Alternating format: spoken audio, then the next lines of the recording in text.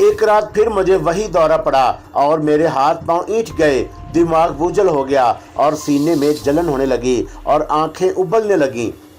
घर में सब सो रहे थे और मैं अपने बिस्तर पर मौत और रिसत की कश्मकश में पड़ा था और कोई मेरी मदद के लिए भी नहीं आया, क्योंकि मेरी चीख हलक में ही घुट कर रह गई थी और इस आलम में भी छत पर हस्बे साबक कुछ शबीयत सी दिखाई दी। कुछ साए गुड़मुड़ होते हुए नजर आए और मैंने खौफ और दहशत से आंखें बंद कर ली। उसके बाद जो कुछ मैंने देखा और उससे मेरे जिस्म पर लर्जा तारी हो गया। प्रकाश भून का एक मुलाजिम अपने आका से ये दरख्वास्त कैसे कर सकता था कि वो फलां लड़की पर करम की नज़र ना डाले। इस मुशर्रफ के लिए भून में और बहुत सी लड़कियां मौजूद हैं। सिर्फ एक इशारे पर दुनिया जहां की रकासाएँ पेश की जा सकती हैं। सुरेश चंद्र के अतवार साफ नज़र आ रहे थे कि आइंदा कोई शुमार कतार ना होगा। वो भी उन लोगों में शामिल था जो मुझसे वीने चंद्र की खसूसी रगबत नापसंद करते थे। मैंने बारहा खुद को उन लोगों की जगह रख कर देखा और अपने रवैये में तरमीम कर ली थी। ये मफाहमत का एक बेहतरीन तरीका है। इस तरह फैसला करने में देर नहीं लगती। खुशकिस्मती से एक तो भून में राजकुमारों की तादाद राजकुमारियों के मुकाबले में कम थी और जो चंद एक थे भी वो बैरूनी मुल्कों में हुक्मरानी और अय्याशी की तालीम हासिल कर रहे थे। वो सब वीने चंद्र से छोटे थे। अगर वो यहाँ होते तो मेरा जीना दूभर हो जाता। फिर वो मेरी टांगें काट कर मुझे अपने बराबर कर लेते, मेरी नाक आधी कर देते, मेरी आंखों की चमक छीन लेते और मेरे कुशादा सीने का गोश्त उतार लेते। किसी आका के लिए सबसे बड़ा दुख ये होता है कि उसका मुलाजम उसके कद से ऊंचा हो। कद में तमाम चीज़ें शामिल कर लेनी चाहिए। अगर वो ये कतर ब्यूनत करने में नाकाम रहते तो उनके अहकाम में सरकशी आ जाती और वो कम तरों को मुसलसल अपनी हैसियत और मर्तबे का एहसास दिलाते रहते हैं। मेरा ख्याल है कि सरमाए का नुक्ता सबसे पहले किसी बहुत कमज़ोर आदमी ने ईजाद किया होगा। जब और ताकतवरों की कमी महसूस हुई तो सरमाए का सतून खड़ा कर लिया गया। अब तलवार चलाते, बारूद उड़ाते और सर फोड़ते रहिए। सरमाए की तलवार तो सरमाए ही सी से कटेगी, लोहे को लोहा काट सकता है। ये तमाम बेशकीमत निकात इब्तदा ही से मेरे ज़हन में चिमट गए थे और अपनी जड़ें बतदरीज रासख कर रहे थे। मेरे पास आकर राजकुमार सुरेश चंद्र चंद लम्हों के लिए ठटका और उसने खश्मगीन निगाह से मेरा जायज़ा लिया। मैंने अदब से सर झुका लिया, इस बात से कि वह खुश हुआ और अपने अहबाब अंग्रेज़ी में कहा, इस हिंदुस्तानी सांड को देखा? भाई साहब, राजकुमारी विनस का ख़ास मुलाजिम है, कमाल का आदमी है। इसे पहले भी देखा है, उनमें से एक ने कहा। लड़कियों को ये बहुत मरगूब होगा, ज़रा निगाह रखना मुझे सियाना मालूम होता है। हम पुरखों से टांगे ऊपर करके चारों खाने देकर मुलाजम रखते हैं। जहानी मोहित चंद्र को घोड़ों, कुत्तों और मुलाजमों की बड़ी पहचान थी, उससे उन्होंने ही रखा था। विनेश के मुंह चढ़ गया है, मगर क्या मजाल कि आँख उठाकर बात कर सके। राजकुमार बहादुर, मैंने शाइस्तगी से दरमियान में दखल दिया, जनाब को एक तकलीफ़ देनी है, कहो। वो फ़यादी से बोला। तखलिए में जनाब, मैंने अदब से कहा। ओह नो नो, ये सब अपने दोस्त हैं। अच्छा, इस वक्त आप मसरूफ़ हैं तो फिर सही। अच्छा सुदाया है, एक नौजवान शौकी से बोला। उस पर एक कहका पड़ा। ठहरो जेंटलमैन, मोहनदास एक बाखबर आदमी है, मैं माजरत चाहता हूँ, सुरेश ने अपने दोस्तों से कहा और मुझे एक गोशे की तरफ आने का इशारा किया। मुझे तवक्का नहीं थी कि इससे इस तरह रास्ते में भीड़ हो जाएगी। कानों में तरन्नम के अल्फाज गूंज रहे थे जो उसने सुरेश की सरकशी के मतलब बड़े हसरतनाक लहजे में कहे थे। एक मुलाजम की तो हर चीज़ आका की मलकियत होती है। तरन्नम प्रकाश भून की मेहमान थी और यहाँ साहबे ज़ौक़ मकीनों को नगमा मौसीकी के जाम पिलाने के लिए ख़ास तौर पर दिल्ली से आई थी। मेरा उस पर क्या हक़ था? सुरेश चंद्र ने कोई गैर मामूली कदम नहीं उठाया था। सभी राजकुमार और नवाबजादे यही करते हैं। उसे रोकने को तो मैंने रोक लिया था, लेकिन मेरे ज़हन में उस लतीफ़ मौजू पर गुफ्तगू करने का कोई पैराए नहीं था। क्या बात है? उसने अपने दोस्तों से कुछ दूर आकर तशवीशनाक अंदाज में पूछा।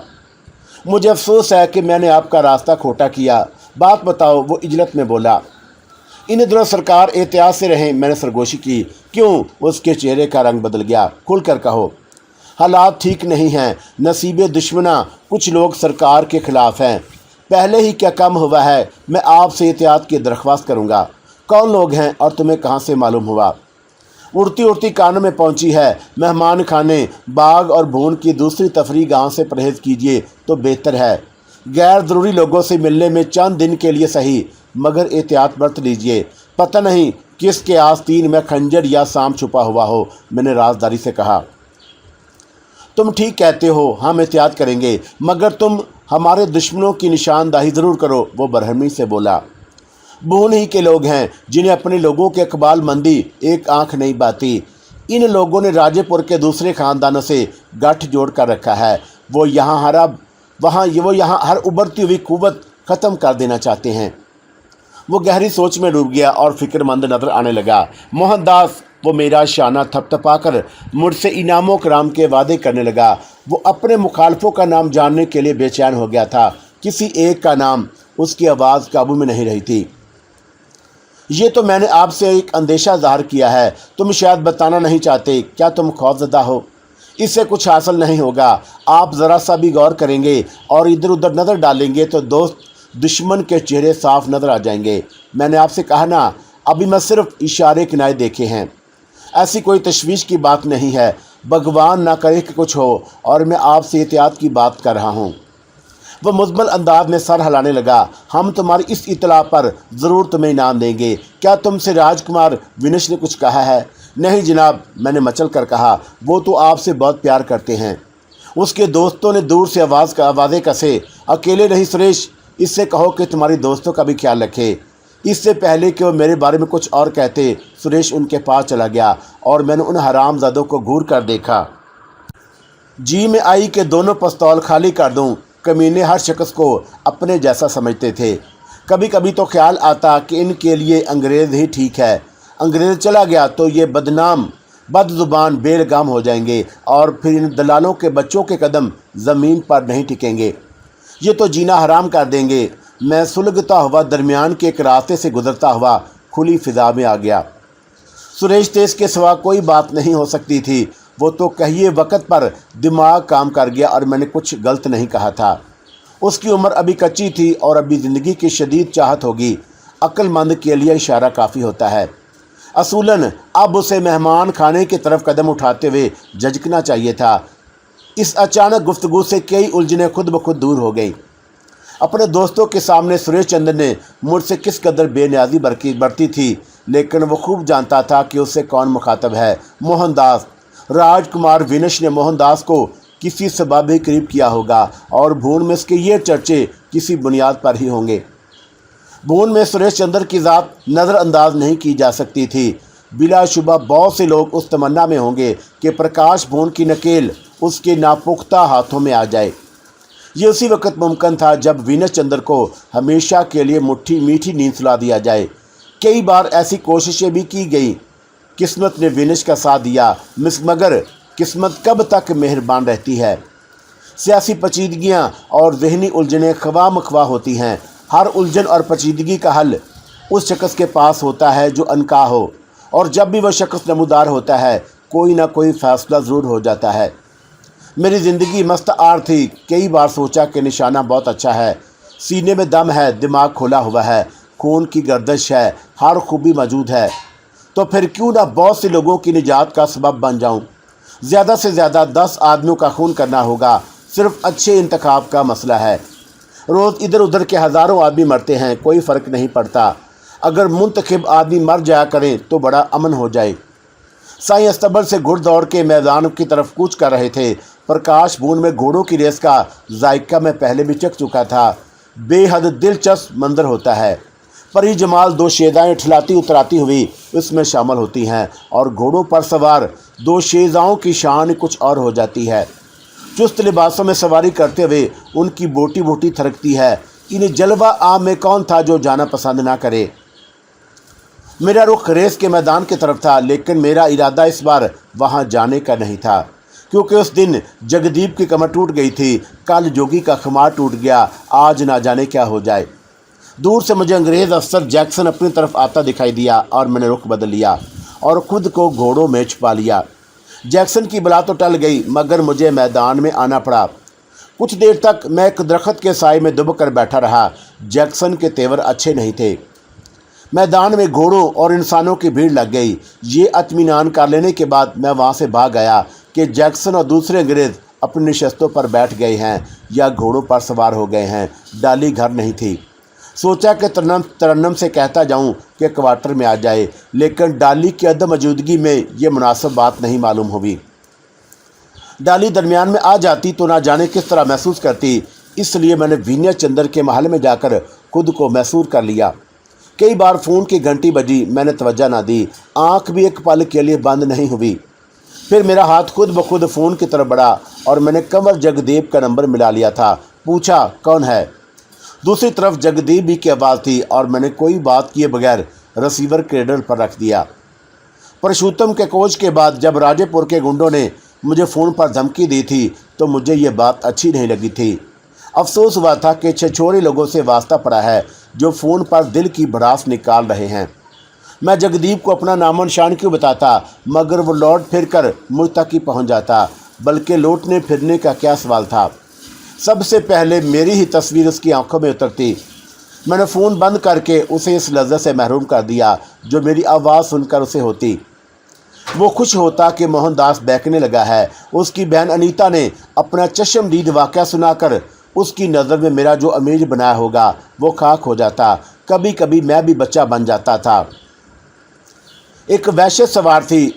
जल्दी हो, आदमी तन्हा हो और उसकी जेबों में हथियार मौजूद हो तो वहशत का ठिकाना नहीं रहता। जेब में हथियार की तौहीन होती है। अनीता का भी कुछ पता नहीं चला कि उसने इस रात के रंगीन वाक़े से इबरत पकड़ी या नहीं। उसकी जानिब से यह खामोशी बहुत दिल जला रही थी। सोचने के लिए जहन में इतनी बातें थी कि ख्याल का तायर किसी एक जगह ठहरता ही नहीं था। ख्याल की सरहदें हवा करती तो उसके पंछी यूं आवारा ना फिरा करते। रेत के लिए भून में दिन भर मुख्तलिफ तकरीबात होती रहीं, इसलिए कोई इस तरफ नहीं फटका और मैं भी अपना मुहासरा किए पड़ा रहा। रात की नींद तो मेरे लिए हराम कर दी गई थी और दिन रात के सोग में बेकरार गुजरते थे। मैंने रोशनी भी नहीं की, पूरा दिन यूं ही गुजर गया। मुंह में खेल तक उड़कर नहीं गई और फिर रात को बाहर से कुछ आटे अंदर आने लगी तो मैंने अपने आप को समेटा। मेरा सारा जिस्म बिखरा हुआ था। मुझे उठकर खड़े होने में देर लग गई और इससे पहले कि विनय चंद्र घबराया हुआ अंदर आता और मुझ पर सवालों की बौछार कर देता, मैंने आहिस्ता से दरवाजे का पट खोला। मुलाकाती कमरा रोशनी में जगमगा रहा था। मैं चुपके से बाथरूम के मनुस रास्ते से गुजरकर बाहर आ गया। मुझे पारो का ख्याल था और उसकी नज़रें दिन भर मुझे ढूंढती रही होंगी। मैं भून में जैक्सन और दूसरे अंग्रेज़ों की नकलो हरकत की खबरें उसके कानों में भी पहुंची होंगी। शारदा भी उसी की तरह बेचैन होगी। लेकिन इस वक्त पारो को गुदाज की ज़्यादा ज़रूरत थी और वो गुदाज आशना भी थी। मैंने एक मुख्तसर रास्ता इख्तियार किया। काश आदमी अपनी मर्ज़ी के मुताबिक खुद को छुपाने और ज़ाहिर करने की तरक्की कर लेता। जब चाहता सामने आ जाता, जब चाहता गायब हो जाता। फिर पिस्तौल की बजाय कोई और हथियार इजाद हो जाता जिसमें कि नाक भी नसीब होती। अब भी बाज़ लोगों की कुव्वत शामा पिस्तौल से नथी होती है।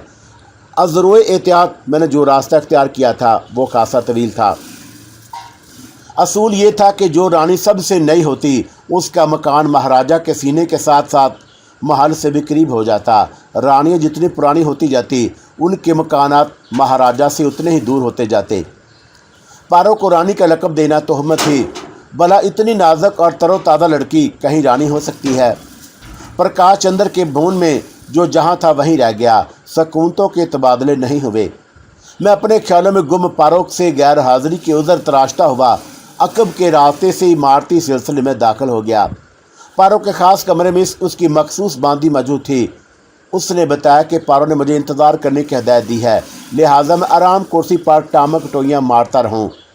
बांदी को यह हिदायत देने से ज़ाहिर था कि पारो मुझसे मिलने के लिए बेहद मुस्तरब है, इसलिए उसने एहतियात का ख्याल भी नहीं रखा।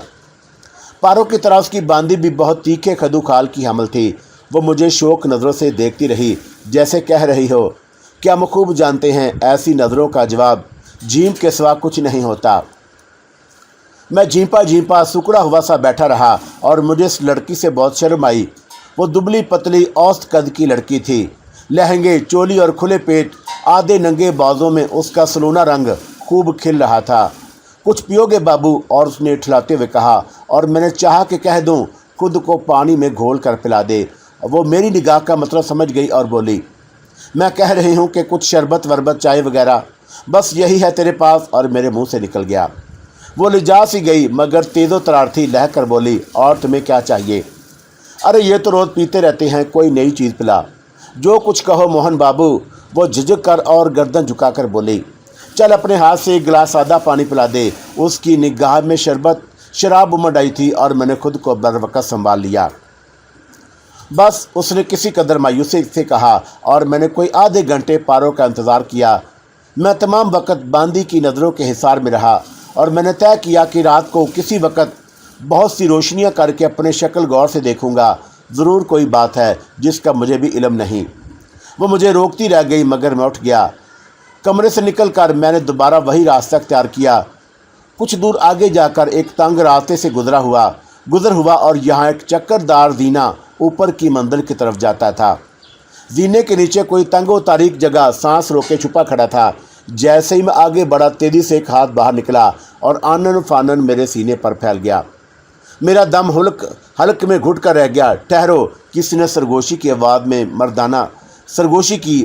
मर्दाना थी। मेरे हाथ जेबों में महफूज पिस्तौल की तरफ लपके मगर वो मुझसे पहले ही तैयार था। उसने अपने दूसरे हाथ में धरे हुए पिस्तौल की नोक मेरे कोने पर टिका दी और मैंने फुर्ती का इरादा मुलतवी कर दिया। वो लम्हा सख्त अज़ियतनाक होता है जब जेब में रखे हुए हथियार सिसकते रह जाएं। घबराओ नहीं, उसने सख्त लहजे में कहा, मैं जैक्सन हूँ। जैक्सन साहब, मेरी आवाज़ भर्रा गई। आप? और हैरत से मेरी आंखें फट गई थी। उसने अपने दोनों हाथ हटा लिए।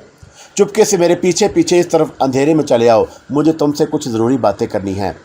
मैंने कोई मज़ाहमत नहीं की। आगे आगे वो बढ़ा, पीछे पीछे मैं। उसे यकीन था कि मैं फ़रार की कोशिश नहीं कर सकता। 30-40 कदम बाद वो इधर उधर देख कर ठहर गया और ऊपर एक छज्जा था जिस पर एक मेहराबदार कमरा बना हुआ था। कमरे की खिड़कियां बंद थी, रोशनी भी नहीं हो रही थी। मैं छब्बे के नीचे आ गया। उस तरफ आमदो रफत शाद ही होती थी। मैं एक मुजरम की तरह उसके सामने खड़ा हो गया। तुम्हारे पास पिस्तौल है? उसने पहला सवाल किया। मैंने जवाब में गर्दन और झुका ली। ठीक, कोई बात नहीं, मुझे मालूम था कि तुम्हारे पास पिस्तौल रहता है। तुम्हारी बाबत और भी बहुत सी बातें मालूम हुई हैं। दोपहर भी हमने तुमसे मिलने की कोशिश की लेकिन तुम ना जाने कहाँ गायब हो गए। मैं तो इधर ही था जनाब, मैंने अदब से जवाब दिया। अब तुम कहाँ से आ रहे हो? मैं जनाब एक बांदी के पास गया था। तुम रानी पारो के कमरे से आ रहे हो? उसने मैंने के लहजे में पूछा, गोया वो मेरा ताक़ब कर रहा था। और मैंने एक झुरझुरी ली। जनाब, वहाँ एक बांदी रहती है, मैंने झिम कर कहा। क्या तुम्हें पारो रानी बहुत पसंद करती हैं? जनाब, वो मुझ पर मेहरबान हैं, मैंने महजूबी से जवाब दिया। देखो मोहनदास, वो सपाट लहजे में बोला, हम लोग इधर खाली नहीं बैठे, हमें एक आदमी की तलाश है और हमारा ख्याल है कि वो आदमी तुम हो। जी, मेरे कदम ज़मीन से उखड़ने लगे। जी जनाब। तुम हमारी ताकत जानते हो, उसने सख्ती से कहा। आप मालिक हैं जनाब, आप अन्नदाता हैं। वेल, और हमारे हाथ बहुत बड़े हैं। हम अपनी बर्तरी ही के सबब हिंदुस्तान पर हुकूमत कर रहे हैं। हमारे वफ़ादार हर जगह मौजूद हैं, हर जगह हमारे जासूस हैं। हमसे कोई बात छुपी नहीं रह सकती। जनाब का कबाल बुलंद रहे, मैंने दुआया लहजे में कहा। हम जानते हैं कि कौन क्या है, कौन क्या करता है, कौन दुश्मन है, कौन दोस्त। अगर हम किसी वक्त किसी को नज़रअंदाज कर देते हैं तो कुछ सोच समझ कर करते हैं। जी जनाब, मैंने उसकी तायद की। सो हम तुम्हारे बारे में भी खूब जानते हैं कि तुम क्या हो और तुम्हारी यहाँ क्या हैसियत है। तुम राजकुमार विनय चंद्र और दूसरे लोगों से कितने करीब हो। कौन तुम्हारा दोस्त है और कौन दुश्मन, हमें यह भी मालूम है। और तुम कहाँ से आए हो और कहाँ गए, और तुम राजेपुर से कितनी दूर जा सकते हो। तुम कितना वज़न उठा सकते हो, एक घोड़ा फेंक सकते हो, एक मोटर फेंक सकते हो। कल हमने अपनी आंखों से तुम्हारी ताकत देखी। जी हजूर, और मैंने ज़मीन पर जमने की कोशिश की। हमसे भागकर दुनिया में कोई कहीं नहीं जा सकता। हम हर जगह मौजूद हैं, जिधर जाओ हमारे आदमी मौजूद हैं। हिंदुस्तान में ही नहीं, सारी दुनिया में हमारे मुजरम हर जगह हमारी ज़िद पर रहता है। जी, आपका दिमाग बड़ा है जनाब, समझे और मैं क्या कहना चाहता हूँ। वो खशूनत से बोला। जी नहीं, मैं कुछ नहीं समझा, मैंने खौफज़दा लहजे में कहा। समझने की कोशिश करो मोहनदास, मैंने सारी बातें कह दी हैं। इसका अंदाज सफाकाना था। मैं लर्ज कर रह गया। आप हुक्म दीजिए, मैंने डरते डरते कहा। हाँ, तो तुम जानते हो कि मैं क्या कर सकता हूँ। मैं तुम्हारी तमाम पिछली बातें नज़रअंदाज कर सकता हूँ, हर बात भूल सकता हूँ। तुम अंग्रेज़ सरकार के काम आ सकते हो और अंग्रेज़ सरकार तुम्हारे काम आ सकती है, समझे? जी, मैं आपकी क्या खिदमत कर सकता हूँ, मैंने सादगी से कहा। जो खिदमत तुम औरों के लिए अंजाम देते रहे हो वो अब हमारे लिए भी कर सकते हो, मगर गद्दारी के सज़ा से बड़ी सज़ा हमारे पास कोई नहीं होती। हम हर बात माफ़ कर देते हैं, गद्दारी माफ़ नहीं करते। जैक्सन ने बड़े वादा इशारे किए थे। सबसे पहले तो उसने पारो के यहाँ से आने पर तंज किया। उससे पहली मुलाकात में उसने मेजर रॉबर्ट के बारे में अचानक एक सवाल किया था। रात रीता ने बताया था कि ब्रिटिश इंटेलिजेंस के आला अफसर यहाँ मौजूद हैं। मुझे हैरत थी कि इतनी एहतियात के बावजूद उन्होंने कैसे सुराग लगा लिया। मेरे जिस्म पर लर्जा तारी हो गया। मैं जैक्सन से लर्जा छुपाने की नाकाम कोशिश कर रहा था। हम अंधेरे में खड़े थे। जैक्सन मेरे चेहरे के तासरात साफ तौर पर नहीं पढ़ सकता था। इस बात का इम्कान अब बहुत कम रह गया था कि जैक्सन महज तअफ़्फ़ुन के तौर पर अंधेरे में तीर चला रहा है। उसकी नज़र मुझ पर क्यों आई? अब इसके हाथ में पिस्तौल नहीं था, क्योंकि वह जानता था कि उसने उससे ज़्यादा तेज़ हथियार इस्तेमाल कर दिया है। मेरे पिस्तौल भी टापते रह गए और मैंने नहायत लिहाजत से कहा, हजूर, खादम पर एतमाद कर सकते हैं।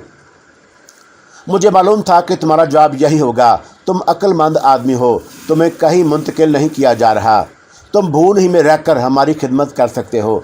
सरकार, खिदमत की नौयत बताएं, मैंने खुशामद की। तुम्हें तुम्हारे अहकाम मिलते रहेंगे, उसने मुख्तसर जवाब दिया। इजाज़त देने से पहले उसने एक बार फिर अंग्रेज़ के जाहो जलाल और मेरी मशकूक हसीयत का तज़किरा करना मुनासिब समझा और मैंने सर के साथ कांधे भी झुका दिए। वो ज़्यादा देर नहीं ठहर सकता था और फिर भी मेरे जिस्म का खून खुश्क हुआ जा रहा था। गले में कांटे पड़ गए, पैरों की जान निकली जा रही थी और मैं उसे सलाम करके रुखसत हुआ चाहता था कि करीब ही अचानक किसी के लपकने की आवाज़ आई। फिर दूसरे ही लम्हे गोली चली। जैक्सन मुझ पर गिर गया और हम दोनों एक दूसरे से लिपटे हुए ज़मीन पर आ पड़े। पहला निशाना ख़ता गया। जैक्सन फुर्ती ना दिखाता तो दूसरा निशाना मेरे सीने पर लगता। गोली मेरी बाईं पिंडली चीरती हुई पार हो गई और मैंने बड़ी मुश्किल से अपने चीख हलक में रोकी। पिंडली से खून का फवारा छूट पड़ा था। हम दोनों एक दूसरे से गुथे हुए ज़मीन पर रिंग गए। फिर किसी के भागने की आवाज़ आई। जैक्सन मुझे एक सिमत धकेल कर पिस्तौल हाथ में लेकर बेतहाशा दौड़ पड़ा। मैं कराहता व ज़मीन पर पाँव पटकने लगा। खून बंद करने के लिए बेख्तियार मैंने पिंडली पर हाथ रख लिया था, लेकिन हाथ भी खून से तरबितर हो गया। चंद लम्हों तक जैक्सन के कदमों की आवाज़ आती रही। फिर आवाज़ों का शोर बढ़ता गया। गोली चल गई, दौड़ो, भागो, इधर, इस तरह के बहुत से नारे मेरे कानों में पड़े। फिर मेरी आंखों के सामने धुंध छाने लगी और समात मफलूज हो गई। मेरे सीने में अचानक दर्द उठा और यह एहसास करके दिमाग फटने लगा कि अभी ज़िंदगी के आसार बाकी हैं। मेरे कान कुछ सुनने की कोशिश कर रहे थे और दर्द की लहरें शरियानों में तेज़ी से गुजर रही थीं। मेरे कसमसाने पर बिन बनाहट सी हुई और कई मारूस आवाज़ें एक साथ उभरी। वो मेरा नाम ले रहे थे। मोहन, आंखें खोलो। मैंने सोचा कि चीख कर कहूँ कि तुम किसे पुकार रहे हो। मेरा नाम मोहन नहीं है, मेरा नाम जमशेद है और मुझे इसी नाम से आवाज़ दो। मैं सख्त अज़ियत में मुब्तला हूँ और तुम इस आलम में भी मुझसे हमदर्दी नहीं कर रहे हो, मुझसे झूठ बोल रहे हो। और मेरी रगें खींचने लगी। किसी ने मेरा हाथ पकड़ लिया। मोहन, मोहन, ये मैं हूँ, वीनश। मेरी आंखें खुल गईं और उसके चेहरे पर आग सी जलने बुझने लगी। तुम ठीक हो, तुम बिल्कुल ठीक हो। वो मेरे माथे पर हाथ रखकर जोश में बोला, और तुम्हें कोई नहीं मार सकता। मैं भून में आग लगा दूंगा। ये गोली तुम्हारी पिंडली में नहीं, मेरे सीने में लगी है। विनेश की आवाज़ झुरझुरा रही थी और किसी ने उसकी पुश्त पर हाथ रखा। उसने घूम कर देखा, वो शारदा थी और उसकी आंखों में आंसू लद रहे थे। मेरे लबों पर मुस्कुराहट तैर गई और फिर मैंने आंखें घुमाकर देखा।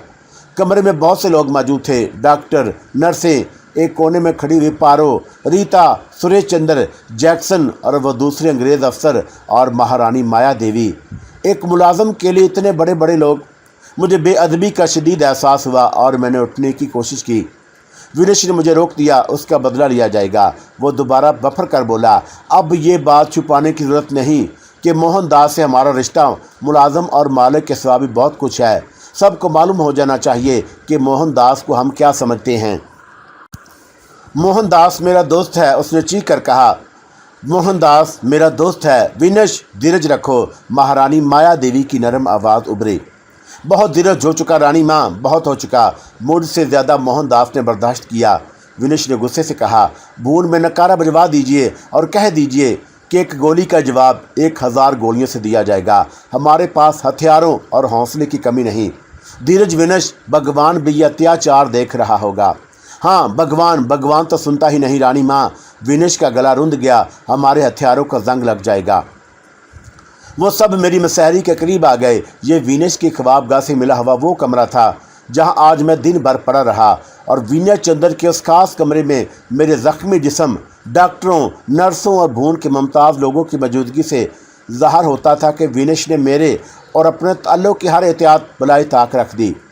एक आका की इशरतगाह मुलाजम का कमरा अदालत में तब्दील हो गई। वो मेरी तरफ फड़क रहा था। डॉक्टरों ने इशारे से मना किया कि मुझे सुकून की ज़रूरत है। मेरी आंखें चेहरों पर जमने लगी थी और अब मैं आसानी से नज़रें घुमाकर सब के तासरात का अंदाज़ा लगा सकता था। वो सब मसहरी पर झुके हुए थे। मैंने पारो को देखा। उसके होंठ कांप जाते थे, जैसे वो कह रही हो कि काश तुम मेरी तरफ ना आते। जहाँ इतनी देर कर दी थी वहाँ और देर हो जाती। रीता ने सारा दिन इस सुहाने ख्वाब में गुजारा होगा कि एक खूबसूरत रात फिर आने वाली है। उसे क्या खबर थी कि बात तक करने का मौका नहीं मिलेगा। जहाँ शारदा अपना चेहरा छुपाने की कोशिश कर रही थी, वहाँ जैक्सन भी अपने साथियों समेत मौजूद था और सख्त मुतविश नज़र आ रहा था। डॉक्टर तंबीह अंदाज में सबसे बाहर निकल जाने की दरख्वास्त कर रहा था। अचानक कोई चीखता और भागता हुआ अंदर आ गया। सब ने मुड़कर देखा। सुंदिया थी। सुंदिया मुझे बिस्तर पर देख कर ठटक गई और वो शान खो बैठी। ये क्या हुआ? उसकी हलक से लड़खड़ाती हुई आवाज़ निकली, कुछ नहीं सुंदिया। माया देवी ने उसे चमकारा। मोहन जख्मी हो गया है। कैसे? वो सिसक पड़ी और नर्सों को हटाती हुई आगे आ गई। जीने से गिर गया था, माया देवी ने उसे चमकारते हुए कहा। नहीं, वो बेकरारी से बोला, ज़्यादा चोट तो नहीं आई? कुछ खास नहीं, डॉक्टर कहता है कि मामूली ज़ख्म है, जल्द ठीक हो जाएगा। माया देवी ने उसे चमकारा और इधर उसकी आवाज़ डूबने लगी। आशा, आंटी खून में लथपथ पड़ी हैं। क्या कह रही हो? महारानी माया देवी गरज कर बोली। मेरी बेटी? हाँ नानी रानी, सुंदिया हज़ियानी अंदाज में बोली। मैं अभी देख कर आ रही हूँ, उन्हें बिल्कुल होश नहीं है। हाय मेरी बच्ची। सब खड़े मेरा मुंह क्या तक रहे हो? चलो डॉक्टर, नर्स, जल्दी करो, भगवान के लिए जल्दी करो, माया देवी ने फरियाद की। सब एक साथ बाहर की तरफ दौड़े। चलते वक्त सब ने एक नज़र मुझे देख लेने का एहसान ज़रूर किया। रीता की समझ में कुछ नहीं आया था। उसने जैक्सन सुन के उन सब के अचानक भागने की वजह पूछी। जैक्सन उसे हदायत की कि वह अपने कमरे में जाकर आराम करे। रीता वहाँ से जाने पर आमादा नहीं थी। उसने बेचारगी से मुझे देखा और जैक्सन का ख्याल करके चुप रह गई। कमरे में सिर्फ एक नर्स मेरी देखभाल के लिए रह गई। नर्स ने दरवाज़ा बंद करना चाहा, मगर उसी वक्त सुंदिया लपकती हुई अंदर आई। उसने नर्स से इजाज़त लिए बगैर वहशत में मेरे जिस्म से चादर नोच ली। मेरी बाएं टांग पट्टियों में लिपटी हुई थी, वो सी करके रह गई। मोहन, सच बताओ, तुम पर गोली चली थी? मैंने इकरार में सर हिलाया। नर्स ने उसे मुझसे दूर रहने का हुक्म दिया, मगर वो मसहरी पर मेरे सीने के करीब बैठ गई और मेरे माथे पर हाथ रखकर बोली, ये उन्हीं का काम है। तुम कल पिंडा जी के पास नहीं गए होगे और मैंने तुमसे कहा था कि यहाँ तुम्हारे दुश्मन बहुत हैं। वो रूहांसी हो गई। मैंने मुंह पर उंगली रखकर उसे चुप रहने का इशारा किया। उसका चेहरा लटक गया और पलकें भीगने लगी। नहीं, और मैंने इकरार के साथ कहा नहीं, मगर वो छलक पड़ी और उसने नर्स का भी ख्याल नहीं किया। फिर मैंने खनकार कर उसे मतंबा किया, तुम वहाँ नहीं गई, और मुझे खुद अपनी आवाज़ कहीं दूर से आती हुई महसूस हुई। अब वहाँ क्या रखा है? बेहसी से बोली। क्या आशा देवी भी? मैंने नकाहा से कहा। हाँ, और फिर वो नर्स को देखती हुई मेरे कानों के करीब अपना मुंह ले आई। अच्छा ही हुआ, बुरी बात। और मैंने उसे नज़रों से लताड़ा। उसने मुंह बना लिया। तुम्हारी टांग तो ठीक है ना? नर्स ने उसका कांधा पकड़कर उसे मसहरी से हटाया। सुंदिया जी, आप इन्हें तनहा छोड़ दीजिए, ये बिल्कुल खरिये से हैं। टांग में मामूली जख्म है, खून ज़्यादा निकल गया है। किस्मत अच्छी थी कि गोली हड्डी तक नहीं पहुंची, बस एक ज़रा सी कसर रह गई। इन्हें आराम की ज़रूरत है, वो खुशामदाना लहजे में बोली। आप इन्हें सोने दीजिए। सुंदिया बड़ी बेदली से उठी और बेमुश्किल तमाम नर्स उसे दरवाजे तक ले जाने में कामयाब हुई। जैसे ही वो गई और नर्स ने दरवाज़ा बंद कर लिया और चादर सीने तक ढांप दी, फिर मैं सहरी के करीब एक कुर्सी डालकर बैठ गई। वो समझती थी कि मैं सो जाऊंगा, मगर मैं कराहता रहा और वो बार बार मुझे दिलासे देती रही। مجھے کچھ ہوش نہیں کہ کتنی دیر بے ہوشی طاری رہی، لیکن یہ میری زندگی کا بہترین عرصہ تھا۔ زندگی کے ہر کھڑکی بھیڑ چکی تھی، ہر روزن بند ہو چکا تھا۔ خواب و خیال کے اژدہے باہر کنڈلی مارے ناک لگائے بیٹھے رہے، اور جیسے ہی نشہ کمزور ہوا دردانہ اندر گھس آئے۔ پھر ایک طوفان اٹھنے لگا۔ گولی میری پنڈی میں لگی تھی، لیکن دماغ سنا رہا تھا۔ اس مرتبہ تو کمال کر دیا گیا۔ انگریز افسر جیکسن کی موجودگی میں نشانہ لینا ایک جرأت مندانہ اقدام تھا۔ عجب بات ہے کہ گولی چلنے سے کچھ دیر پہلے جیکسن مجھے موت کا مسئلہ سنا رہا تھا، مگر گولی کے بعد پر مجھے بچانے کے لیے جان کی بازی لگا بیٹھا۔ اگر گولی میری بجائے اسے لگ جاتی تو راجے پور میں قیامت برپا ہو جاتی۔ یہ میجر رابرٹ کی موت سے زیادہ سنسی خیز واقعہ ہوتا۔ میجر رابرٹ کی موت کے بارے میں ہزار قیاس کیے جا سکتے تھے، مگر یہ ایک صاف اور صریح قتل ہوتا۔ دوسرے افسر کی موت پر انگریزوں کے غضب کا پارا انتہا کو پہنچ جاتا۔ اچانک ایک خیال میرے ذہن میں ابھرا، کہیں یہ گولی جیکسن پر تو نہیں پھینکی گئی تھی جو غلطی سے میری پنڈلی میں آ پڑی۔ جیکسن اور دوسرے انگریز ضرور اس نکتے پر غور کر رہے ہوں گے اور پہلی فرصت میں یہاں سے چھاؤنی منتقل ہو جانا چاہتے ہوں گے۔ وہ اپنے ساتھ ریتا کو بھی لے جائیں گے، اور راجکمار وینس چندر نے انگریزوں سے ربط ضبط بڑھانے کے لیے جو سفارت کی تھی وہ سب خاک میں مل جائے گی۔ انگریز ہندوستانیوں کے سائے تک سے بھی دور بھاگنے لگیں گے۔ جس نے گولی چلائی تھی یا جس نے اس ماہر نشانے بات کو کرائے پر حاصل کیا تھا، یہ بات اس کے لیے بھی نقصان دہ ہوگی۔ ظاہر ہے کہ انگریزوں کے خلاق ذہن سے یہ رمز پوشیدہ نہیں رہے گا کہ وینس چندر کے کسی دشمن نے اسے ان کی نظروں میں گرانے کے لیے یہ پوچھ قدم اٹھایا ہے۔ جس نے اس سازش کا منصوبہ تیار کیا تھا وہ کمزور ذہن کا مالک ہے۔ اسے پرکاش پور سے ریتا اور اس کے نگہبانوں کی صحیح و سلامت واپسی کا انتظار کر لینا چاہیے تھا۔ انگریزوں کی سراغ رسی، ان کی غیر معمولی معمولات اور ان کے اثر و سوگ اور ان کی طاقت و حشمت سے اتنا بے خبر کون ہوگا؟ گولی یقیناً مجھ پر چلائی گئی تھی۔ نشانے باز نے اپنی بہتر کارکردگی کے شوق میں جیکسن کی موجودگی کی پرواہ نہیں کی، یا اسے اندھیرے میں جیکسن نظر ہی نہیں آیا ہوگا، یا اسے دور دور تک یہ گمان بھی نہ ہوگا کہ میرے ساتھ اس انسان اور تاریک گوشی میں جیکسن موجود ہو سکتا ہے۔ پھر بھی اس نے احتیاط کی، اور وہ کہیں قریب بھی موجود ہوگا، اور اس نے میرا لباس دیکھ کر نشانہ باندھا ہوگا۔ وہ سوچتا ہوگا کہ دو میں سے کوئی ایک تو ضرور موت کے گھاٹ اتر جائے گا۔ یہ بات وہ اسی وقت سوچ سکتا تھا جب اسے یقین ہو کہ جیکسن کے بجائے کوئی ملازم میرے ہمراہ موجود ہے۔ جیکسن کی قیمتی جان کا اندازہ اسے ضرور ہوگا۔ ایک قاتل اتنا جاہل نہیں ہوتا کہ سفید چمڑی کے لوگوں پر ہتھیار اٹھاتے ہوئے ویسے بھی دکھ ہوتا ہے، اور یہ کوئی معمولی کام نہیں تھا۔ ریاست راجے پور میں صرف ایک بار میجر رابرٹ کی موت پر ایسا ہوا تھا، دوسری بار یہ کون شخص نکل آیا؟ میں نے یہ خفیف امکان ہی ذہن سے خارج کر دیا کہ نشانہ باز کو جیکسن کی موت کے لیے آمادہ کیا گیا تھا۔ اس کا مطلوب صرف میں تھا، اور میں بہت سے لوگوں کو مطلوب تھا۔ کاش موت کو بھی ہو جاتا۔ ادھر جیکسن بھی مجھے نگاہ کی ضد پر لیے ہوئے تھا، ادھر وہ بھی، اور دونوں ایک دوسرے سے بے خبر تھے۔ جیکسن میری سمت کا اندازہ کر کے میرے مقابلے میں تیزی سے آگے بڑھ کر زینے کے نیچے اندھیرے میں روپوش ہو گیا تھا۔ نشانہ باز نے اسے دیکھا بھی ہوگا تو اطمینان کر لیا ہوگا کہ وہ کسی اور طرف نکل گیا ہے۔ ممکن ہے وہ پہلے سے میری طاق میں بیٹھا ہو، اور اس نے باقاعدہ تعاقب کرنے کی بجائے مجھے اچانک دیکھا ہو اور مناسب موقع سمجھ کر گولی چلا دی ہو۔ بہرحال کچھ بھی ہو، میں اب مسیری پر نڈھال پڑا ہوا تھا، اور ایسے معلوم ہو رہا تھا جیسے میرے ہاتھ پاؤں کاٹ دیے گئے ہوں۔ مگر یہ آشا دیوی کو کس نے قتل کر دیا؟ کل ہی سندھیا نے بدحواسی میں آ کر یہ خبر دی تھی کہ آشا دیوی پریت اور دوسری لڑکیوں کی موجودگی میں پنڈت ایشوری لال سے شکوہ کر رہی تھی کہ اس نے جوگی کے مقابلے کے لیے مجھ کو کیوں منتخب کیا۔ آشا دیوی سے اتنا اناد آخر کسے ہو گیا؟ مجھے گولی لگنے اور آشا دیوی کے قتل ہونے کا وقت تقریباً ایک تھا۔ اگر فاصلہ ہوگا تو بہت مختصر، اور میری بات تو سمجھ میں آتی تھی آشا دیوی کا خون کس مقصد سے کیا گیا۔ وہ کرتب بازوں کا مظاہرہ دیکھنے کے لیے کل ہی بھون میں آئی تھی، اور راجے پور کے کسی رئیس کی بیوی تھی، مگر سندھیا کی اطلاع سے اندازہ ہوتا تھا کہ وہ دور رہنے کے باوجود بھون کی سرگرمیوں سے پوری طرح متعلق رہی ہے۔ پتہ نہیں کیا ہوا اور کون پاگل ہو گیا۔ میں بستر پر نیند جا پڑے بدترین خیالوں کی تخلیق کے سوا کیا کر سکتا تھا؟ جسم اپنے آپ سے نبرد آزما تھا، کھول رہا تھا۔ خفقانی دورے کی سی کیفیت تھی۔ اس ابتلا میں یہ خیال بھی نہ رہا کہ ایک ٹانگ زخم خوردہ ہے اور جسم سرکشی کا متحمل نہیں ہو سکتا۔ میں نے غیر ارادی طور پر بستر سے زرقند لگانے کی کوشش کی اور ایک چیخ کے ساتھ وہیں ڈھیر ہو گیا۔ اونگتی ہوئی نرس ہڑبڑا کر اٹھی اور سہمی ہوئی آنکھوں سے مجھے دیکھنے لگی۔ کچھ دیر بعد پارو اور وینش حواس باختہ سے اندر داخل ہوئے۔ وینش نے اشارہ کر کے نرس کو باہر بھیج دیا اور میرے قریب بیٹھ کر افسردگی سے کہنے لگا کہ وہ بھی چلی گئی۔ کون؟ اور میں نے کمزور آواز میں پوچھا۔ آشا۔ اس نے ایک گہری سانس لی۔ وہ بھی مر گئی۔ وینش پارو نے سے جھنجھوڑ کر کہا، اپنے آپ کو قابو میں رکھو۔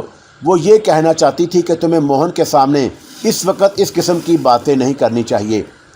وینش میرے بال درست کرنے لگا۔ تم اب کیسے ہو؟ شاید بچ گیا ہوں اور مجھے اپنی آواز پر یقین نہیں آیا۔ اگر تمہیں کچھ ہو جاتا، وہ شکایت کرنے لگا، تو کیا ہوتا؟ میرے ہونٹوں پر مسکراہٹ تیر گئی۔ پتہ نہیں کیا ہوتا، بہت کچھ ہو گیا ہوتا۔ راجے پور کے لوگوں کو بار بار زحمت نہ کرنا پڑتی، ایک ساتھ کئی آرتیاں اٹھتیں۔ آپ ادھر آ جائیے، میں ٹھیک ہوں، میں نے اسے ڈانٹا۔ دیکھا، وہ الٹا تمہیں دلاسے دے رہا ہے وینش، پارو نے کہا۔ یہ سب کیسے ہوا ہے؟ وینش نے برہمی سے پوچھا۔ کچھ نہیں، میں بس پارو رانی کے ہاں سے واپس آ رہا تھا اور یہ مجھے ملی نہیں راستے میں، اور جیکسن صاحب سے ملاقات ہو گئی۔ وہ کل کے جوگی والے واقعے پر حیرت کا ظاہر کرنے لگے تھے۔ اچانک گولی چلی اور پہلا نشانہ خطا گیا۔ دوسرے سے پہلے جیکسن صاحب مجھے دھکیل کر خود مجھ پر گر پڑے اور میں بھی زخمی ہو کر یہاں آ گیا۔ اور میں نے سادگی سے کہا، اور تم دن بھر کہاں غائب رہے؟ وینش نے ناراضگی سے پوچھا۔ میں اسی کمرے میں موجود تھا، روشنیاں جلنے کے بعد باہر نکلا تھا، اور میں نے مختصر جواب دیا۔ آپ ہی نے ہدایت دی تھی کہ خود کو یہاں قید کر لوں۔ سوال و جواب بعد میں کرنا وینش، اب جلدی کرو، وہاں تمہاری ضرورت ہے۔ پارو نے اسے ٹوکا اور پولیس آ گئی ہوگی۔ وہاں بہت سے لوگ موجود ہیں، اس نے بے پرواہی سے کہا، لیکن وہاں تمہاری موجودگی ضروری ہے۔ پولیس موہن داس کا بیان لینے بھی آئے گی۔ میں طوالت سے بچنے کے لیے نرس کو ہدایت کر دیتی ہوں کہ وہ موہن داس کو گہری نیند سلا دے۔ پولیس؟ وینش نے نفرت سے کہا۔ پولیس نے اب تک کیا ہے؟ موہن، تمہیں ہنسی نہیں آ رہی؟ پارو اسے میرے پاس سے اٹھانے کی جدوجہد میں کامیاب ہو گئی اور چلتے چلتے میرا ہاتھ دبا کر اسے یہ کہنے کا بھی موقع مل گیا کہ موہن، تمہیں زندہ رہنا ہے۔ نرس نے میرے انکار کے باوجود بازو میں انجیکشن گھونپ دیا اور میں کچھ دیر تک اپنے گرتے ہوئے اعصاب سے برسرے پیکار رہا، پھر سب کچھ سو گیا۔ صبح جب میری آنکھ کھلی تو سب سے پہلے میری نظر ڈالی پر پڑی۔ اس کا چہرہ سوجا ہوا تھا اور وہ ایک کونے میں فرش پر اداس بیٹھی تھی۔ گڈا اس کی گود میں سو رہا تھا۔ میری آنکھیں کھلی دیکھ کر وہ گڈے کو فرش پر پٹکتی ہوئی مسحری کی طرف دوڑی۔ نرس نے اسے روکا مگر وہ میرے سینے سے چمٹ گئی۔ شیرو، شیرو، وہ بچوں کی طرح سسکنے لگی۔ میں نے اپنا ہاتھ اس کی کمر پر رکھ دیا۔ پگلی، یہ کیا تماشا کر رہی ہے؟ تماشا تو کر رہا ہے، اس کی آواز رو رہی تھی۔ ذرا سی چوٹ آ گئی ہے۔ تو کب یہاں آئی؟ میں تو رات گئے پتہ چلا، اور جب سے میں یہی ہوں۔ تو نے بہت فیل مچایا ہوگا۔ میں تو چپ بیٹھی رہی۔ گڈے کی قسم، میں نے ایک لفظ بھی نہیں کہا۔ مجھے پتہ ہے کہ یہاں تڑپنے اور رونے کی اجازت بھی نہیں۔ گڈا کیسا ہے؟ اور میں نے اس کا دھیان بٹانے کی کوشش کی۔ تجھے اسے کیا غرض؟ تو اپنی بات کر۔ اس وقت بھی ایسی باتیں کر رہی ہے، میں نے ناراضگی سے کہا۔ میری زبان کاٹ لے شیرو، میں پھر کچھ نہیں بولوں گی۔ شیرو شیرو کی رٹ لگائے ہوئے ہے، میں نے جھنجھلاہٹ سے کہا۔ خیال ہی نہیں رہتا، مجھے معاف کر دے۔ یہ بتا کہ اب تو کیسا ہے؟ تو میرے ساتھ گھر چل، یہاں تیری دیکھ بھال کون کرے گا؟ چل شیرو، گھر چل۔ ڈالی، میں نے کسمساتے ہوئے کہا، یہ دن اور کاٹ لے۔ کیوں؟ کیا تو میرے ساتھ گھر نہیں جانا چاہتا؟ یہ بات نہیں ہے، میں یہاں سے نہیں جا سکتا۔ سمجھتی کیوں نہیں؟ کسی دن مسلط میں جان سے ہاتھ دھو بیٹھے گا۔ تو سچ کہتی ہے، میں نے سرد آہ بھر کر کہا۔ میں تو ہر بات سچ کہتی ہوں، پر تیری سمجھ میں نہیں آتی۔ تیرا دماغ خراب ہو گیا شیرو، تجھ پر کسی نے جادو کر دیا ہے۔ پھر وہی باتیں شروع کر دیں۔ سن، اطمینان سے گھر واپس چلی جا۔ برداشت نہ ہو تو مجھے دیکھنے کے لیے آتی رہنا، یہاں تیرا بیٹھے رہنا مناسب نہیں۔ تو مجھے واپس بھیج رہا ہے؟ میں تجھے ایسی حالت میں چھوڑ کر چلی جاؤں؟ وہ ہچکیاں لینے لگی۔ بھلا گھر میں مجھے چین آ جائے گا؟ تشویش کی ضرورت نہیں ہے، بہت معمولی بات ہے ڈالی، میں 2-3 دن میں بھلا چنگا ہو جاؤں گا۔ چپ رہ، کچھ ہو اور میں یہاں سے جاؤں گی نہیں۔ وہ ضد کرنے لگی۔ نہیں جائے گی تو مجھے بے آرام کرے گی۔ تجھے میری ضرورت ہے شیرو، تیرا یہاں کون ہے؟ تو بات بڑھا کیوں رہی ہے ڈالی؟ میں نے جھنجھلا کر کہا۔ دونوں نرسوں نے اسے میرے پاس سے ہٹا دیا اور وینیا چندر سوگوارا چہرے کے ساتھ اندر داخل ہو رہا تھا۔ ڈالی نے اسے دیکھا تو آنسی پونچھتی ہوئی اور اسے سلام کرتی ہوئی अदब से पीछे हट गई। विनिश डाली के पास रुक गया और गौर से उसे देखने लगा। हम मोहन का ख्याल रखेंगे, वो उदासी से बोला। तुम चाहो तो यहाँ ठहर सकती हो डाली, लेकिन डॉक्टरों की राय यह है कि मोहन के करीब भीड़ कम की जाए। एक राजकुमार अपनी बांदी से इस लहजे में गुफ्तगू कर रहा था। डाली कांपने लगी। उसके रुखसार पर आंसुओं की झड़ी लगी हुई थी। उसने ममूनियत की निगाह से विनिश को देखा और गुड्डे को ज़मीन पर से उठा लिया। विनिश ने उसकी गोद से चिमटे हुए गुड्डे के गाल पर चुटकी भरी और उसे प्यार से थपकने लगा। कुछ बातें करता है। जी, डाली की जुबान लड़खड़ा रही थी। प्यारा बच्चा है, उसे खूब खिलाया पिलाया करो। डाली पर सख्ते की सी कफियत तारी थी। विनिश मेरी तरफ मतवज्जा हो गया। डाली उसे हैरतज़दा नज़रों से देखती हुई दरवाजे के पार हो गई। मैंने सुकून की सांस ली और वह मेरा हाल पूछने लगा। मैंने इस वक्त कुछ तवानाई महसूस कर रहा था। आप रात भर जागते रहे हैं? हाँ, भून का तकरीबन हर शख्स जाग रहा है। आशा बहुत पॉपुलर लड़की थी। रात से तअज़ियत करने वालों का तांता बंधा हुआ है। कुछ पता चला? मैंने सरगोशी की। उसने इनकार में सर हिलाया और ठंडी आहें भरने लगा। उसने मुझे बताया कि पुलिस ने भून के मुख्तलिफ लोगों के बयानात कलम बंद कर लिए हैं। पुलिस अफसर इधर भी आए थे, मगर मुझे बेहोश देखकर वापस चले गए। कर्नल हार्डिंग, महाराजा और कमल के तशवीशनाक फ़ोन भी आए थे। मेरा ख्याल है कि कल रीता वापस चली जाएगी, उसने मज़मून लहजे में कहा। मैंने कोई जवाब नहीं दिया। वो कहने लगा कि जगदीप का भी फ़ोन आया था। उसकी हवेली के बहुत से हरामजादे यहाँ मौजूद हैं। आप अपना ख्याल की रखिए। आपने आज शेव भी नहीं की। जाइए, लिबास बदलिए और मेरी तरफ आने की बजाय उधर जाइए। दिल बहुत बेकरार है मोहन, वो करब से बोला। कमाल है, आप ही जब ऐसी बातें करेंगे तो मैं वाकई बीमार हो जाऊंगा। ज़रा हिम्मत रखिए। मैंने सख्ती से हदायत कर दी है कि तुम्हारी तरफ कोई ना आए। मैं तुम्हें जल्द से जल्द अच्छा देखना चाहता हूँ। वो बहुत इजलत में वक़्त निकाल कर आया था। फ़ौरन वापस चला गया और उसके जाते ही नर्सों ने मुझे हिसार में ले लिया। विनिश की ममानत के बावजूद शाम तक कई लोग मुझे देखने आए, लेकिन नर्सों की मौजूदगी के सबब कोई भी खुलकर बात नहीं कर सका। पारो, शारदा, रीता और सुंदिया के लिए ये बात नामुमकिन थी कि वो नर्सों को बाहर भेजकर मुझसे तखलिए में दो बातें कर लें। जिसे भी मौका मिला वो आता रहा और आंखों से बातें करता रहा। मुंह से ज़्यादा बलागत आंख की ज़ुबान में होती है। शाम तक भून में आशा देवी के क्रियाक्रम का हंगामा रहा होगा। भून के लोग अमवाद के आदी हो चुके थे। उन्हें तमाम तर कार्रवाई अजबर होगी। चुनाचा सब काम खुद कार तरीके पर अंजाम पाते रहे होंगे। जब मुलाकाती कमरे से चहल पहल की आवाज़ें आने लगी तो मैंने समझा कि भून के लोग खूबसूरत आशा देवी को राह करके वापस आ गए हैं। मेरा ख्याल दुरुस्त निकला। कुछ ही देर के बाद विनिश भागा व अंदर आया और मेरे कान में सरगोशी करने लगा। कर्नल हार्डिंग आया है। अच्छा, और मेरा सुकून मुतज़लज़ल होने लगा। क्या कहता है? बज़ाहिर तो आशा देवी की ताज़ियत का बहाना है, लेकिन असल में वो अपनी बेटी रीता को लेने आया है। वही हवाजिस का खदशा था। इस गैर महफूज जगह कौन मेहमान होना पसंद करेगा? मेरा ख्याल है कि ये बेवकत गोलियां भी इसी मकसद से चलाई गई थी। राजेपुर के बाद उमरा के लिए ये खबर बड़ी तशवीश अंगेज़ थी कि कर्नल हार्डिंग की लड़की रीता प्रकाश भून में मेहमान है। तो रीता को जाने दीजिए, मैंने बेनियाजी से कहा। अब रोकने की जुर्रत भी कौन सा कर सकता है, लेकिन एक पेचीदा मसला और है। कर्नल हार्डिंग तुमसे मिलना चाहता है। मुझसे? मैंने हैरत से कहा। नहीं, वो एक ज़ैरक और मुतहम्मल आदमी है। आपको शायद गलतफहमी हुई है। मैं सच कह रहा हूँ। वो कहता है कि क्या मैं उस मुलाजिम को एक नज़र देख सकता हूँ जिसे कल रात इस वक्त गोली लगी थी जब जैक्सन उसके हमरा था। मैं समझता हूँ कि उसे यकीन हो गया है या रीता ने बता दिया है कि तुम ही प्रोफेसर ज़ाहिदी हो और वो मुझ पर इसका इजहार नहीं करना चाहता। तो उसे अंदर भेज दीजिए। मुफर की कोई सूरत नहीं। वैसे प्रोफेसर वाला मामला तो अब ख़त्म ही समझिए। देखिए मैं उससे कैसी बातें करता हूँ। हो सके तो आप दरमियान में कुछ देर के लिए बाहर चले जाइएगा और नर्सों को भी बाहर ठहरने की हदायत कर दें। विनिश तेज़ी से बाहर निकल गया। चंद लम्हों के बाद कर्नल हार्डिंग अपनी बेटी रीता के साथ मुस्कुराता हुआ अंदर दाखिल हुआ। नर्सें बाहर चली गई थी। मैंने गर्दन की जुम्बश से ताज़ीम दी और उठना चाहा। कर्नल ने मुझे रोक दिया। खूब, और वह मुझे दिलचस्प नज़रों से देखकर मैंने खेत अंदाज में विनिश से मुखातब हुआ। आपके भूल में इतना जालिम शख्स कौन है जो इस दिलकश लड़के को ख़त्म करने के दर पे है? मुझे वारदात के असबाब जानने की ख्वाहिश है। विनिश ने मोहतात और दबी आवाज़ में मुझसे अपने ख़ास रबत का जिक्र किया। रीता ने अपने बाप के सामने कल के जोगी वाले वाक़े पर मेरी सरगश्त सुनानी मुनासिब समझी। उसका चेहरा तमतमा रहा था और जोश में ज़ुबान हकलाई जा रही थी। कर्नल हार्डिंग एक कुर्सी पर बैठकर ये रुदाद खास तवज्जो से सुनता रहा और सर हिलाता रहा। कर्नल हार्डिंग के किसी अंदाज से ये बात ज़ाहिर नहीं हो रही थी कि जैक्सन की तरह वह मुझे मेजर रॉबर्ट के सिलसिले में एक मशकूक शख्स समझता है। एक बंदी ने दरवाजे से अंदर आने की इजाज़त मांगी और माजरत के साथ विनिश ने कहा कि महारानी माया देवी चंद लम्हों के लिए इससे एक ज़रूरी बात करने की ख्वाहिशमंद है।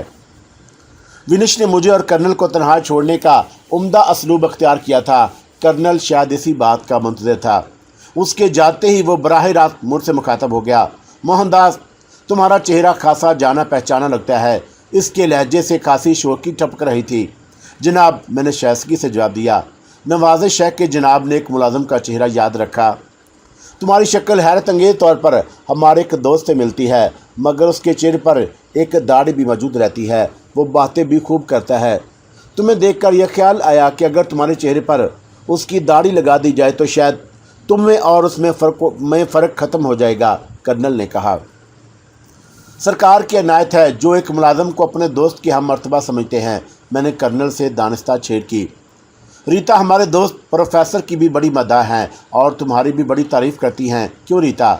उसने अपनी बेटी से अंग्रेज़ी में पूछा। और तुमने यहाँ प्रोफेसर से मुलाकात की? जी डैडी, और वो झिझक कर बोली, फिर शर्मा गई। मगर प्रोफेसर अचानक गायब हो गया। ये मोहनदास रह गया है डैडी। ये है तो मुलाजिम, लेकिन प्रोफेसर से कुछ कम नहीं। रीता ने अपने बाप की शोखी का अंदाज़ा लगा लिया था। मैं कर्नल हार्डिंग से गुज़श्ता मुलाकात में वाज़े तौर पर अपने मुश्तबा रूप की तरफ इशारा कर चुका था, इसलिए मुझे कर्नल की दिलचस्प बातों में लुत्फ़ आ रहा था। उसकी भारी भरकम शख्सियत से किसी किस्म का खौफ महसूस नहीं हुआ। वो खौफ जो जैक्सन और दूसरे अंग्रेज़ों के करीब आते ही लाख हो जाता है। तुम्हारा क्या ख्याल है मोहनदास, ये गोली किसने चलाई थी? कर्नल ने इस तरह मुझसे पूछा जैसे अब वो मज़ीद तकल्लुफ़ और हजाब का कायल नहीं है। मैंने भी झिझक मुनासिब नहीं समझती और जवाब दिया, इज़्ज़त माब कर्नल, दुनिया भर में फसाद का सबसे बड़ा सबब यह है कि कुछ लोगों को नापसंद करते हैं। मफादात का टकराव, नाइंसाफ़ी, जुल्म। इस बेयकीन ज़िंदगी में ज़्यादा ज़मानत की ख्वाहिश, हवस, इक़्तिदार, आप तमाम असबाब से वाकिफ़ हैं। मुझसे क्यों पूछते हैं? मुझे यकीन है कि आप कुछ देर के बाद अपनी बेटी को यहाँ से ले जाएंगे। इनका मकसद भी गालबन यही था और वह इसमें कामयाब हो गए। रहा मैं तो जनाब, मैं एक बेहद नापसंदीदा शख्स हूँ। एक मुलाजिम की औकात ही क्या, मुझे देखने के लिए आप यहाँ तशरीफ़ लाए। आपने मेरी इज़्ज़त बढ़ाई है, बहुत तहम्मुल का सबूत दिया। कर्नल साहब, राजेपुर में कोई और ऑफिसर इन कमांड होता तो ना जाने उसका क्या आलम होता। कर्नल जुज़बुज़ होकर पहलू बदलने लगा। वो कुछ तबसरा करना चाहता था, मगर अपनी रवायती एतपसाद पसंदी के सबब खामोश रहा। फिर कुछ तवक्कुफ़ के बाद बोला, ये एक गैर महफूज जगह है मोहनदास। मैं तुम्हें छावनी आने की पेशकश करता हूँ। प्रोफेसर ज़ाहदी को तुमने देखा होगा, वो विनय चंद्र का ख़ास दोस्त है। अगर उससे मुलाकात हो तो कह देना कि कर्नल तुमसे मुलाकात का बेहद मुशाक है। कर्नल फिर बज़ला संजी पर उतर आया।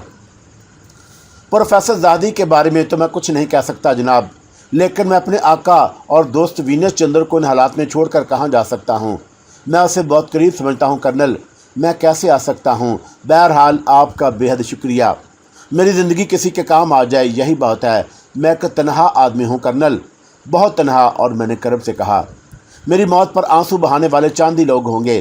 कर्नल के चेहरे पर तशवीश के साथ नमूदार हुए और वह तासुफ से बोला, हम राजेपुर से ये इंतशार ख़त्म करने में बहुत संजीदा हैं जनाब कर्नल। मैंने हंसते हुए कहा, आपसे एक दरख्वास्त करने को जी चाहता है और उस जुर्रात की भी इसकी वजह से हो रही है कि आपने संजीदगी का इज़हार किया है। मैं आपकी तवक्का के ख़िलाफ़ एक बात कह रहा हूँ। मेरी गुजारिश है कि महाराजा राजेपुर पर आपकी तवज्जो कुछ कम हो गई है। आप शायद तकरार से थक गए हैं, लेकिन फ़िलहाल इनसे अपनी पुरानी रफ़ाकत का अदा करने में कोई हर्ज नहीं। मैं ज़्यादा वजाहत नहीं करूँगा। मेरा ख्याल है कि आप इनके बारे में नज़रसानी कीजिए और दूसरों को भी ये यकीन दिलाइए कि महाराजा से आपकी रफ़ाकत अटल और मुस्तहकम है। दुनिया में किसी चीज़ को सबात नहीं है, इसलिए मैंने अपनी आर्ज़ाना राय में फ़िलहाल की शक रख दी है। कर्नल की गर्दन हिलते हिलते एक जगह ठहर गई। विनिश दरवाजे से माजरत चाहता हुआ अंदर आ गया। कर्नल अपने सोचों में मुस्तगरक था और वो उसकी आमद से चौंक पड़ा। रीता मेरी और कर्नल की गुफ्तगू इश्तियाक से सुन रही थी और गुफ्तगू चौंका हिंदुस्तानी में हो रही थी, इसलिए वो आंखें पिट पटाकर कुछ समझने की नाकाम कोशिश कर रही थी। कर्नल ने इश्तियाक से इजाज़त चाही और रीता की मेहमान नवाजी का रस्मी शुक्रिया अदा किया, मगर रीता ने उसके साथ शानू जाने से इनकार कर दिया। वो मचलने लगी और चंद दिन मज़ीद क़याम के लिए इसरार करने लगी। कर्नल उसे प्यार से समझाता रहा, फिर रीता की ज़िद से शिकस्त कबूल करके रुखसत हो गया। रीता और दानिश उसे राहदारी तक छोड़ने के लिए गए। दानिश के बयान के मुताबिक कर्नल हार्डिंग से मेरी मुलाकात इंतहाई खुफिया रखी गई थी, मगर वो बांदी इस हकीकत से वाक़िफ़ थी जो माया देवी की तलबी का बहाना करके विनेश को वहाँ से उठाकर ले गई थी। चुनाचा ये खबर भून से उड़कर सारे राजेपुर में फैल सकती थी कि कर्नल हार्डिंग राजकुमार विनेश चंद्र के एक मुलाजम की इयादत के लिए उसके कमरे में गया था। नर्से भी इस हैरत अंगेज़ वाक़े की शाह थी। एक तो प्रकाश बून में कर्नल हार्डिंग की आमद, दूसरे रीता का मज़ीद क़याम, तीसरी मेरी इयादत, और ये ऐसे अहम वाक़यात थे जो नाराज़ लोगों की नाराज़गी में इजाफ़े का मूजब बन सकते थे और उन्हें किसी बड़े इश्तिआल अंगेज़ इक़दाम पर उकसा सकते थे। रीता की हिफाजत बहुत ज़रूरी हो गई थी। खुद जैक्सन और उसके साथी अपनी और रीता की निगरानी में और मोहतात हो गए होंगे। फिर भी तमाम जिम्मेदारियां भून के सरबराह पर आयद होती थीं। विनेश रीता के ठहरने के बाद अगर खुश था तो फ़िक्रमंद भी था। अपने क़याम के दौरान में मेरी अलालत के लिए सुहाने रूह हो गई। उसे चली जाना चाहिए था, मगर वो मुझे नज़ाओ कर में गिरफ़्तार देकर कैसे जा सकती थी, और फिर मैं वो छावनी में जाकर खुद इस कश्मकश में मुब्तला हो जाती। खुद मेरी भी यही ख्वाहिश थी कि वो अपने क़याम में तस्हीह कर दे और उसके बहाने जैक्सन भी यहाँ ठहरा रहे। जैक्सन की रात वाली बातों की सर्दी अभी तक मेरी रगों में मौजूद थी। उसने कुछ न कुछ ज़रूर सुराग लगा लिया था। काश रात मुझ पर गोली न लगती। एक दो दिन की मोहलत मिल जाती तो वाक़यात दूसरी तरह पेश आते।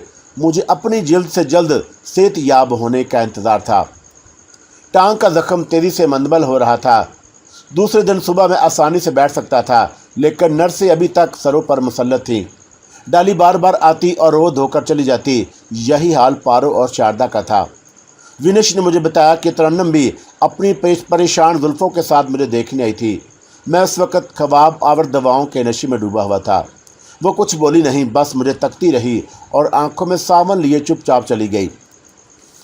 कहीं के बादल कहीं बरसे होंगे। सुंदिया भी बार बार मंडलाती थी। वो शुरीदा सर लड़की नर्सों की मौजूदगी का भी ख्याल नहीं रखती थी और वो आकर मुझे झंझोड़ती और मेरा हाल पूछकर कुछ बरहमसी हो जाती।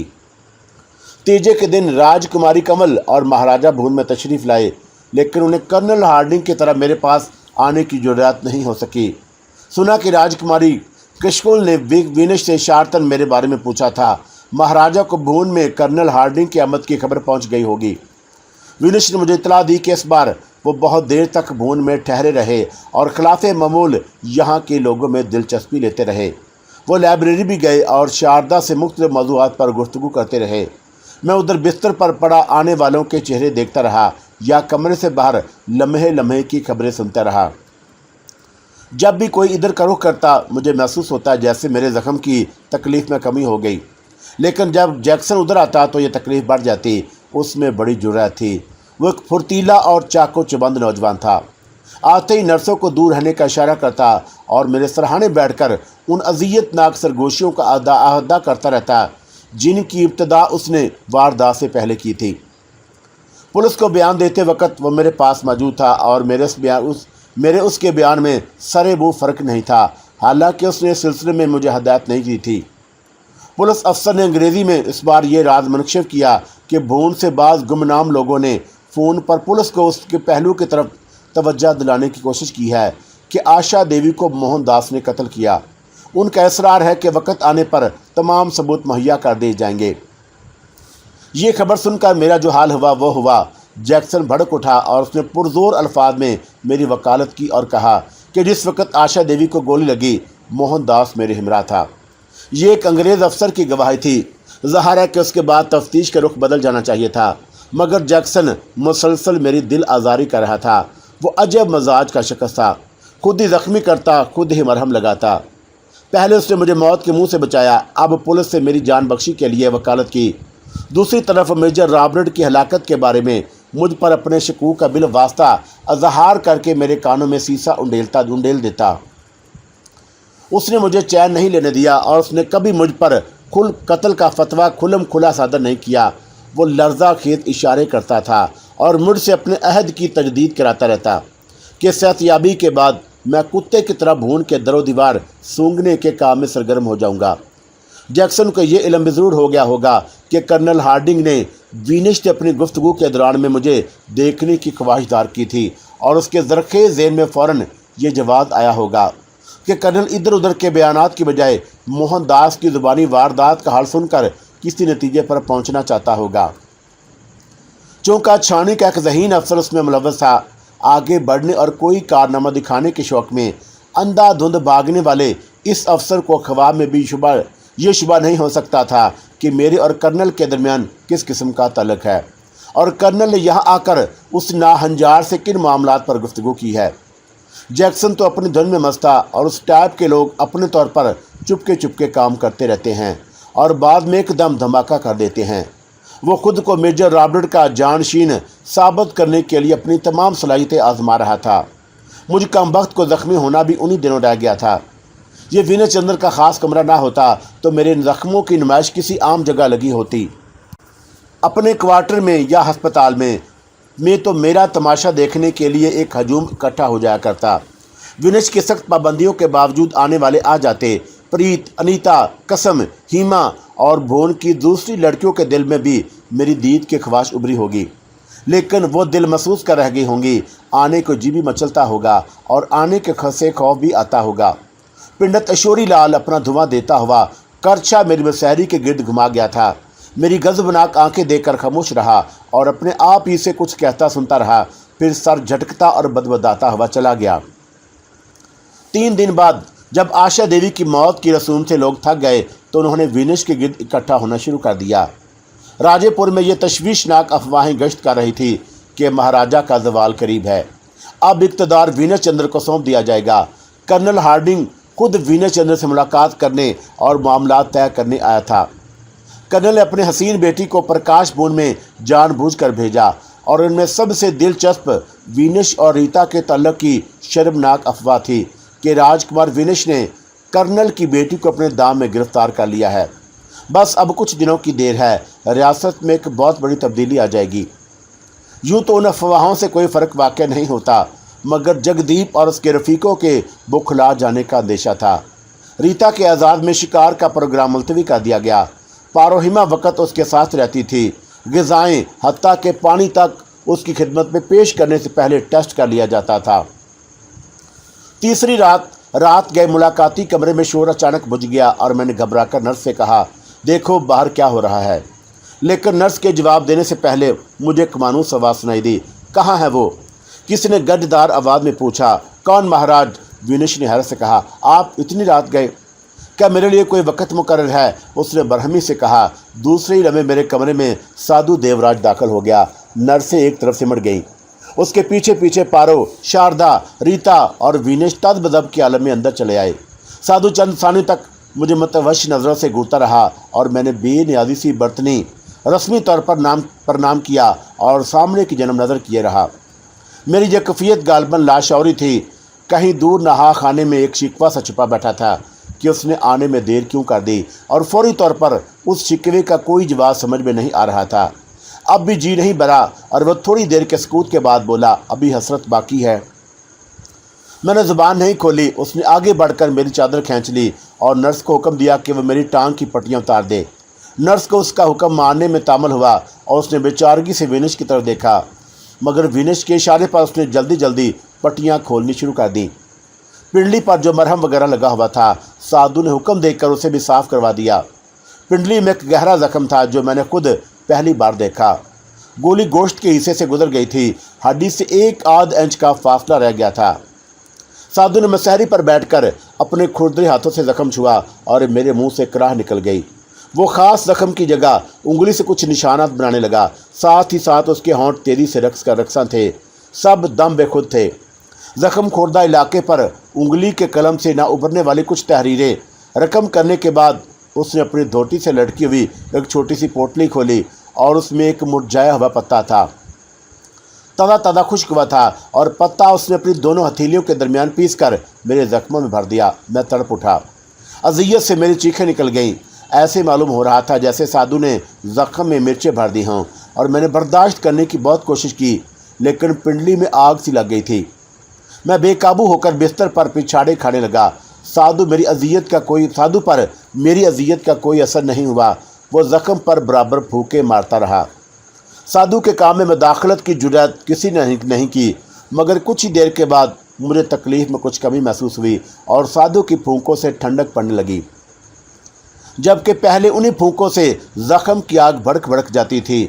मुझे हैरत अंगेज तौर पर लम्हों में करार आने लगा और मैंने गर्दन एक तरफ डाल दी। साधु पूरे इन्हमाक के साथ अपनी उंगली से जख्म सहलाता रहा और पांति से उठकर मेरे सरहाने बैठ गया। नर्स दोबारा पट्टी बांधने के लिए बढ़ी। साधु ने उसे झटक दिया और वह अपनी जगह ठिठक रह गई। साधु का इलाज इस कदर तेज़ और मौसर था कि मुझे अपनी टांग में बस एक हल्की सी चुभन महसूस होती थी, जो बेतदरीज कम होती जा रही थी। साधु महाराज, मुसर्रत और ममनूनियत के जज्बे से मेरी आवाज़ कांपने लगी और मैं अब उठ सकता हूँ। अब तकलीफ़ का सिर्फ एहसास बाकी रह गया है। तुमने इतनी जल्दी ये क्या कर दिया? मुझे आने में देर हो गई तेरे लिए, और ये पत्ता लाने के लिए मुझे बहुत दूर जाना पड़ा था।